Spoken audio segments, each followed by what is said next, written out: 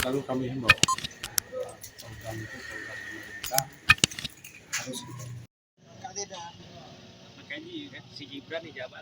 Syederalun, Abu Said Kamarudin, pemegang amanah Habib Muda Senagan di Kabupaten Nagan Raya, mengajak warga ikut mensukseskan vaksinasi di kabupaten itu.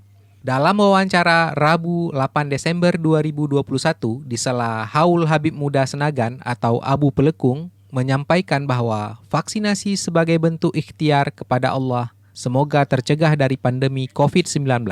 Said menyampaikan bahwa apa yang disampaikan pemerintah terkait ajakan vaksinasi sebagai upaya melindungi warga dari corona. Ya, atau memutus rantai lah penularan salah satunya ini kan semacam ikhtiar juga vaksin ikhtiar jadi selalu kita ajak karena memang selama ini masyarakat kita terpengaruh dengan isu-isu apalagi di medsos selama ini isu miring vaksin itu bermacam lah.